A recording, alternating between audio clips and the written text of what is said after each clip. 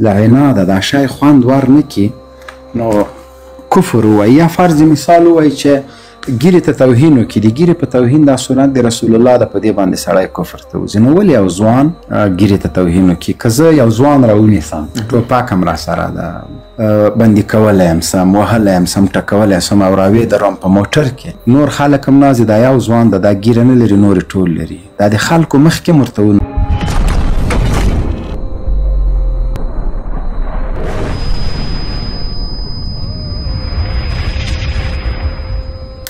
اصولو کې قطعا دا شی نشته چې یو ځوان دې ودرول شي، د ګیرې په سر، د ویښتانو په سر توهین دې سي، تحقیر دې سي. ډېر افغانان وروڼه چې له ډېرو ځایونو ما سره لیدلي دي، هغه حقیقت خبره به کوو. توصیه یې ورته کړې ده، توهین یې نه ده کړی. توصیه ورته دا شوې چې ګیره د رسول الله سنت ده، دا خو تبلیغیان هر چېرته کوي، زه هم کوم، ته هم کوم، بل هم کوي. او اصول هم دغه د امر بالمعروف هم همدغه ته وایي چې ته به په ډېر نرمه لهجه، په ډېر ښه طریقه یو چا ته دعوت ورکوي. فرض مثال د اسلام دین کې دا دی چې د سهار مانځه ته یو څوک جګوي، نو ډېر په ښه طریقه به یې جګوي، تر هغو هغه ونه وایي چې زه مونځ نه کوم. کله چې راجګ سو ورته ووایي چې سهار وخت او مانځه ته لاړ شه، مونځ وکړه او داس وکړه. نو او که یو ځوان دې راونیوه د ګیرې په خاطر، بالکل دا سنت د رسول الله ده، پرېښودل یې بهتره دي، حتی واجب ده، د دین یوه برخه ده، انسان پې باندې ښه ښکاري. که ته داسې یو توصیه ورته وکړې چې دا دین یوازې زما نه ده، ته مسؤل یې، آخرت ستا ده، نو کېدای شي هغه ځوان یې در سره ومني، یا هغه بوډا در سره ومني، یا د ویښتو په اړه. او که تا یو سړی راونیوه د سنتو په خاطر د تحقیر که، ودې وهه، ودې ټکوه، بې عزته دې که، کېدای شي هغه کفر قبول کړي. نو تا دعوت وکړه که د یو مسلمان کفر ته ټېلو. ما ډېر خلک لیدلي چې له قصده، له ضده، له عناده دا شی خوند ور نه کړي نو کفر ووایي، یا فرض مثال ووایي چې ګیرې ته توهین وکړي. د ګیرې په توهین دا سنت د رسول الله ده، په دې باندې سړی کفر ته وځي. نو ولې یو ځوان ګیرې ته توهین وکړي؟ که زه یو ځوان راونیسم، ټوپک هم را سره ده، بندي کولی یم سم، وهلی یم سم، ټکولی سم او راویې دروم په موټر کې، نور خلک هم نازي دا یو ځوان ده، دا ګیره نه لري، نورې ټول لري. دا د خلکو مخکې هم ورته ونه وایم، راکاته کړم چې ځوانه راست دلته کار نه، ورته وایم چې د الله دین ده، د رسول الله سنت ده، د پیغمبر زمام ده، ستام ده، ایمان مه پرې راوړئ، مسلمانان یو. یوه هیله ده درنه، اراده وکړه د ګیرې پرېښودلو ته. داسې هم نه ورته وایم چې حتما اراده وکړه، که خدای پاک د اراده قبوله. تاسو باور په خدای وکړئ دا ځوان به ګیره پرېږدي، که په زړه کې لږ ذره هغه مې. نو هر منکر نه منع کول، له هر بد کار نه منع کول د معاشرې دپاره الله تعالی اصول لیږلي دي، او د امر بالمعروف هم همدغه اصول دي.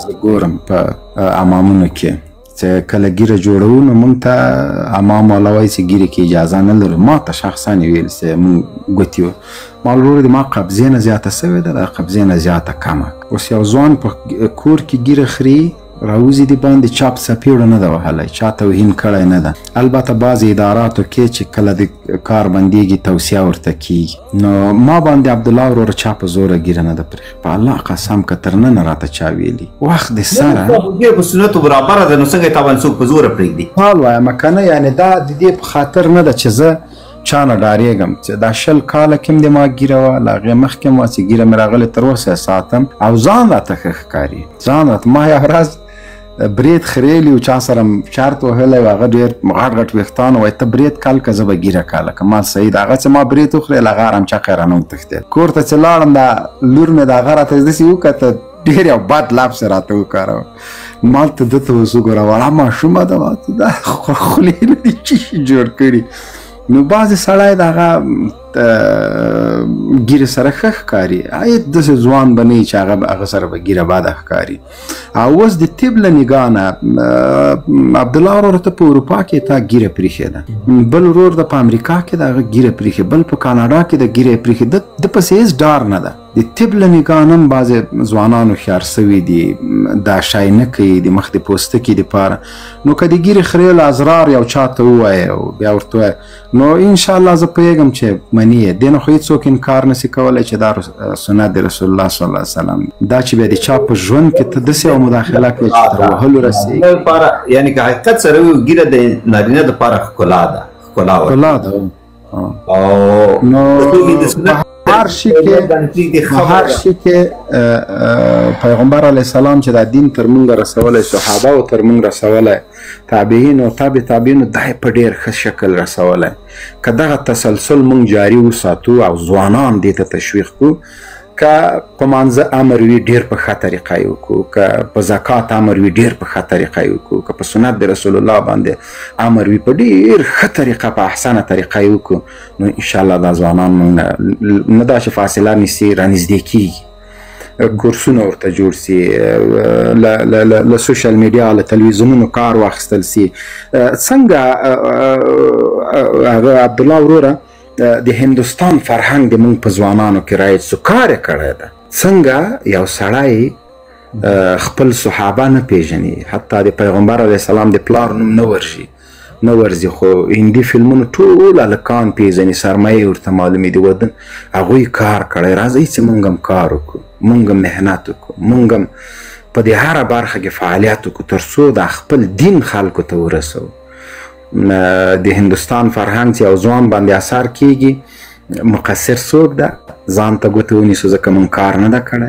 که د انګریزانو فرهنګ د ما ځوان باندې عملي کېږي او په خپله خوښه یې کوي، نو دا هغه ځوان مقصر ونه بولو، ځان مقصر بولو. مونږ کار نه ده کړی، مونږ دین په هغه شکل نه ده خپور کړی، نه مو د تبلیغ کړی کوم چې ضرورت ده.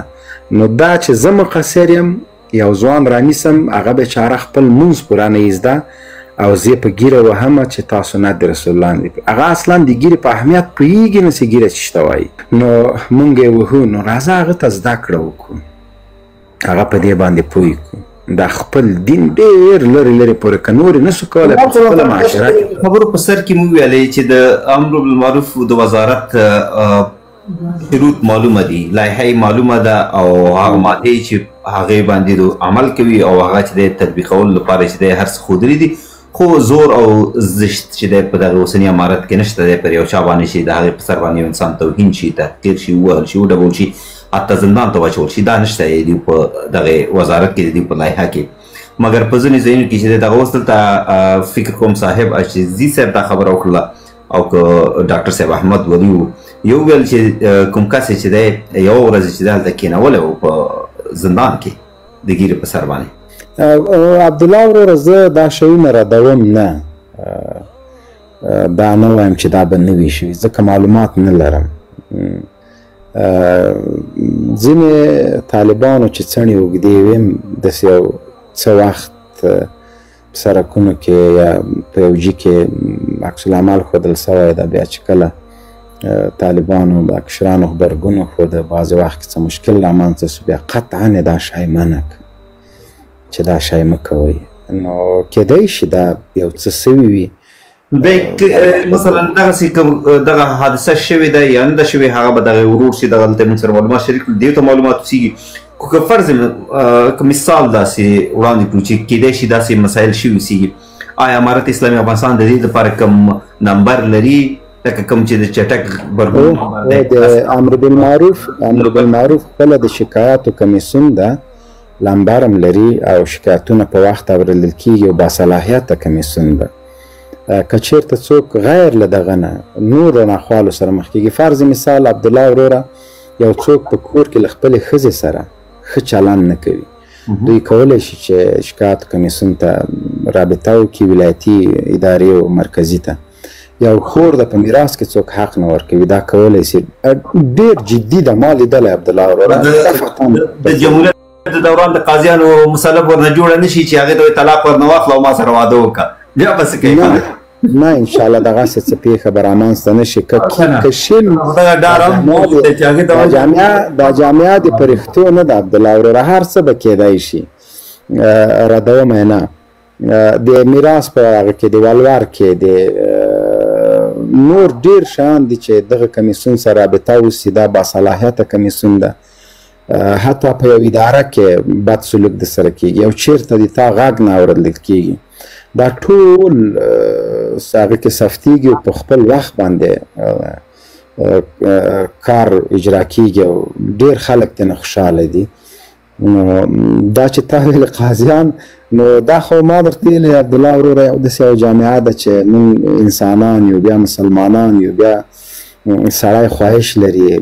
دا ګناه چې له سړي نه کېږي د خواهشاتو په وجه باندې کېږي. دلته ټول بزرګان نه دي، دلته 21مه صدۍ دغه مسلمانان نه دي چې هر چیرته دی جرم کوي الله دې ور په یاد وي. بس لږ څه اخواته سو د انسانانو نه چاپ سو، هر جرم چې وکړي د باندې تک سپین کالي ښه ښایسته ږیره ښه، نو موږ ظاهري بڼې ته د هر شا ګورو. پلان کوي ډېر ښه سړی د باطن د چا نه هېڅوک نه دي خبر.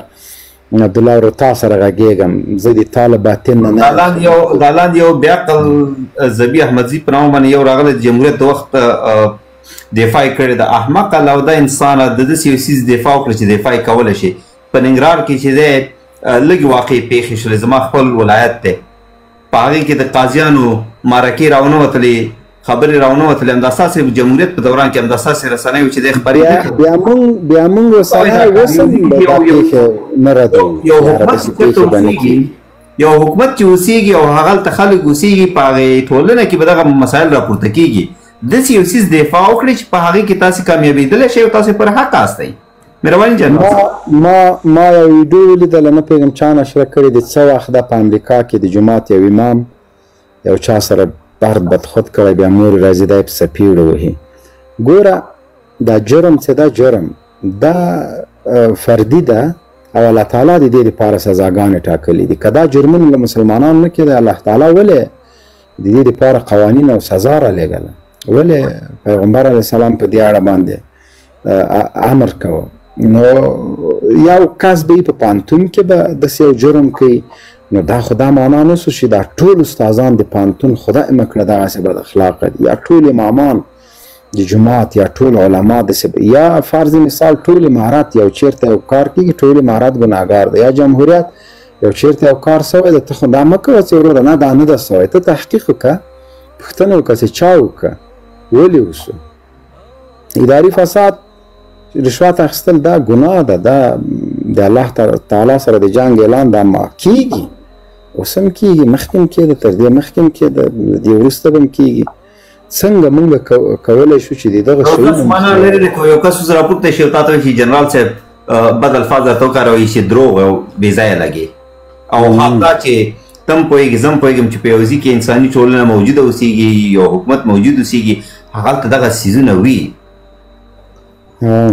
نو خپله سړی د په ځان قیاس کې عبدالله وروره چې فرض مثال موبیل ګیره نسته او یو چیرته څوک ودروي او د یو 5 ځوانانو تر مخې په څپړاخو ووهي، بندي کړي، تحقیر کړي، زما غبرګون به څه شي؟